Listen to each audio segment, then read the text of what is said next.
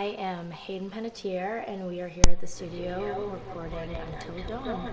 My name is Rami Malik, and I play Josh. My name is Megan Martin. My name is Brett Dalton. My name is Antonella Lentini, and I played Hannah and Beth. My name is Jordan Fisher, and I play the character Matthew, Matt for short. I'm Nicole Bloom, and I play Emily in the game. My name is Noah Fleiss. I am Galadriel Steinman, and I play Ashley.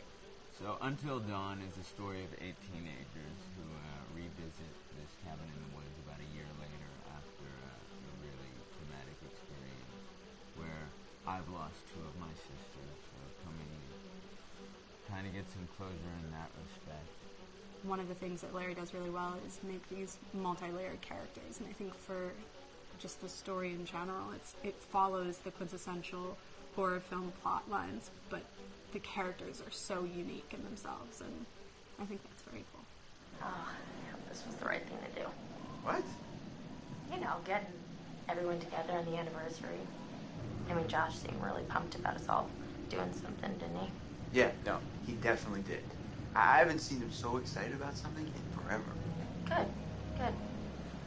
Sam and I have a few things in common, such as being huge lovers of animals, and she's a huge animal lover. She's vegan. She is a pacifist. I'm not quite sure if I'm going to go as far as saying that I'm a pacifist, but she's spunky and cool. I know that she, I think, is made fun of a little bit by the rest of them who think that her morals and her beliefs in that area are a little ridiculous and they don't agree with them, but she doesn't care. It doesn't stop her from being herself, and that's something that I hope I have in common with her. You know, he definitely can be depressed at some times and a bit of a loner, but he takes some solace in one of his sister's friends, Sam, played by Hayden Panettiere, and invites everybody back to the same house the next year to kind of find some closure. Jessica she has a whole lot of personality. She is definitely the sort of mean girl character that, you know, at school she knows she's pretty, she knows that boys like her, and she's going to use it to her advantage. He's got a big heart, and you can tell that that's very evident, especially how he treats his girlfriend, Emily, and, you know, he's kind of a meathead, but in the best way possible. She really knows what she wants, and she manages to get that from whomever it is, whether it be Matt or Mike. You know, she's really driven, and I can definitely relate to that. My character is Chris, and he is what society might consider the nerd of the group, and he kind of embraces it. Ashley she's a little more serious than some of the other girls. She's definitely very intelligent and thoughtful. She kind of looks at the whole big picture of things. She's not quite as geeky as Chris, but they connect in a lot of ways. Mike is like big guy on campus. He's the class president who has some charm and has brain, and I don't know, people seem to like Mike. He gets away with a lot, though. He can be kind of jerky. The fact that he really just kind of wants everyone to be happy, and he wants her. He's a people pleaser, and I can definitely attest to being, you know, that guy. I'm always the friend that wants everybody to be happy and wants everybody to be taken care of, and that's definitely Matt. But also, like, this character is just so fun. I rarely get to play the bitch, and so it was really fun to do that. The spirit of things, seriously, what's wrong with you? I'm just trying to lighten the mood, Em. Don't be like that. Like what? The way you're being. You always get like this.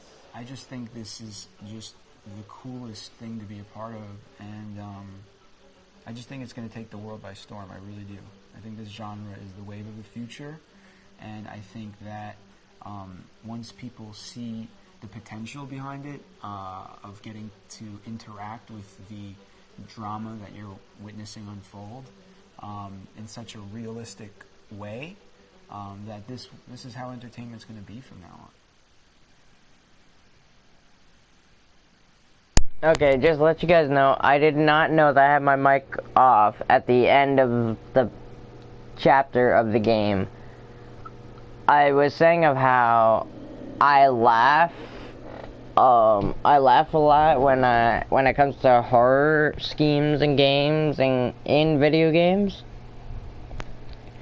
I was laughing my ass off because that's just how I take things, and I explained it to you guys, but I accidentally had my mic off and didn't realize it until I was trying to turn off my mic before starting the first bonus content, and I found out that the mic was actually already off.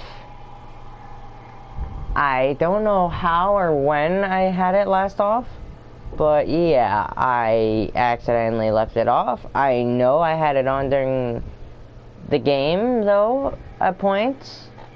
I just don't remember turning it off. That's the weird thing. Okay. So let's get to the second one and get through this. I don't know how long each of these is going to take. Did not know the first one was going to take that long, which is actually shorter than what I thought it was going to take. Alright, here we go, guys. Hope you guys enjoy. Hi, this is Lee Robinson, production designer on Until Dawn. The production design for Until Dawn started with the great teen horror script that sets the characters in a Canadian winter mountain lodge, being a contemporary setting with visual clues derived from classic films of that genre, such as Hitchcock's Psycho and Stanley Kubrick's Shining. The storyboards are vital to the production design, as it allows the designer to understand the scale of the environments to be made and the detail that would be seen to create the atmosphere of a horror. This took us into concepts that took these storyboards further, visualizing the world through the color palette, the lighting, tone and the mood, and developing key locations such as the lodge, the cable car stations, the forests themselves, the wilderness. As you can see, the environments and atmospheres change quite a bit from warm and inviting to cold and threatening. The Millionaire's Mountain Lodge was a key example. It was designed to be made from nearby stone and timber, embedding it into the landscape, with a contrasting and contemporary interior needing to be opulent and extravagant. We created dark and claustrophobic corridors with ominous and large open spaces, almost cathedral-like in size, and with huge structures to silhouette and dwarf the characters within, providing a labyrinth to explore and wander.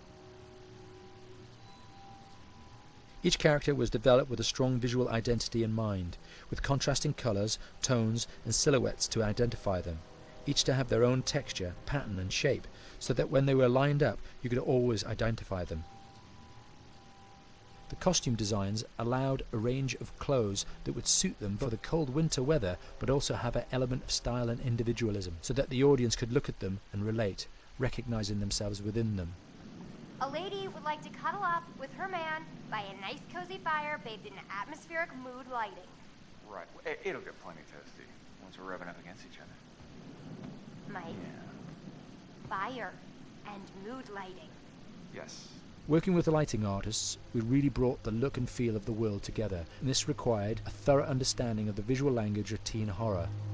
A key scene was where all the characters emerge out of the rear of the lodge chasing Hannah. A contrast is evident straight away from the exterior wilderness to the warmth of the lodge.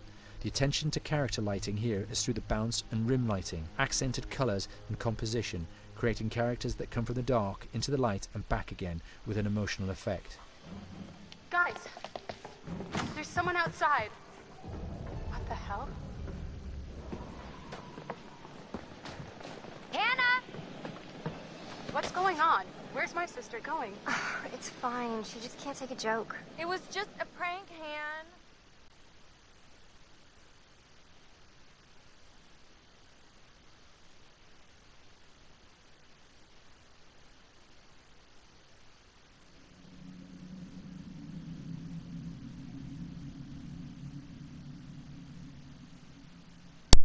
Alright, sorry, I was typing something. I barely even watched that, actually.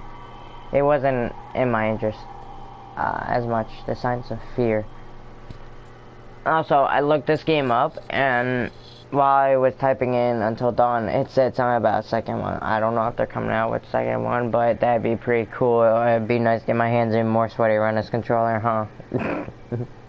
My other controller is not broken. It's just that this camo one is my controller, and I love my controller. I literally do not let anyone else touch my controller. So yeah, alright, here we go, guys.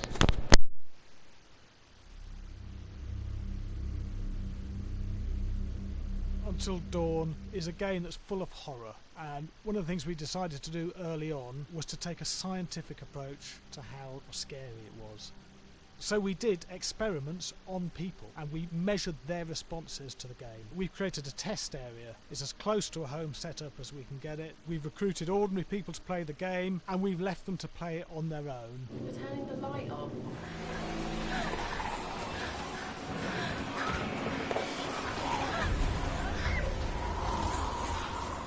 The only difference is it's rigged with cameras and microphones that relay the data through to the next room where people are watching them play.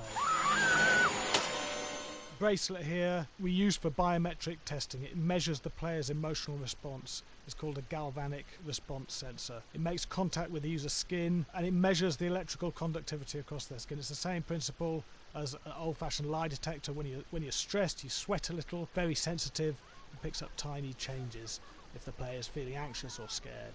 That data's fed back to a testing team, comes through as a graph.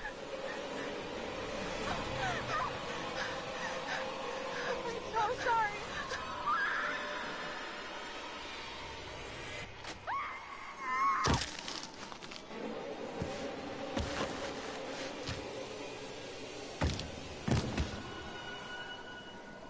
There's no point testing one or two people, you have to test a lot of people. Watch your step. When we have a scare that's consistently has a measurable emotional response, then we knew it was good. If it didn't have that, it goes back to the team for improvement. The data doesn't tell us what's wrong with the scare, it only tells us if it's working or not. Wait, okay, so you hear them too, right? Josh. Here we have a chapter relatively early in the game. Weirdly regular. Nothing regular about it. We have to create tension and anxiety in the player so they are ready to receive the scare.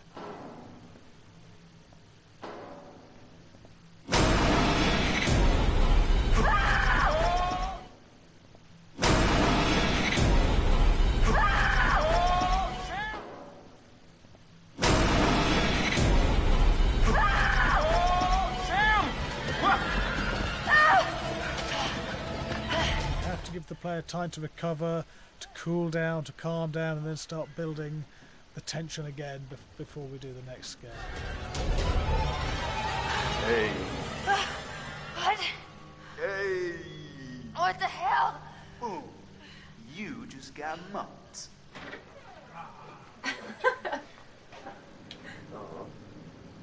Yeah, I have such an adrenaline high from that game. There's two things we found. One is we could look at the scares, analyse if our expected scares were working effectively. Were people shrieking and covering their hands, or were they getting an emotional response from it? And being scientific about it means that we strip out people's opinions about whether things are working or not. We've got data, and we look at the data. If it's working, we're happy with it. Really scary. Bit scared and wanting to get away. I actually maybe a bit scared to play on my own, but in a room with the lights on, yeah, with some other people as well, yeah, maybe. But because I'm a scaredy cat, I would play with someone in the room. And the lights on. It was one of the scariest games I've played in a long while. Okay, thank God that video's over. I'll be right back, guys. I have to go down to the store and pick up some milk. So I'll return with this when I get back.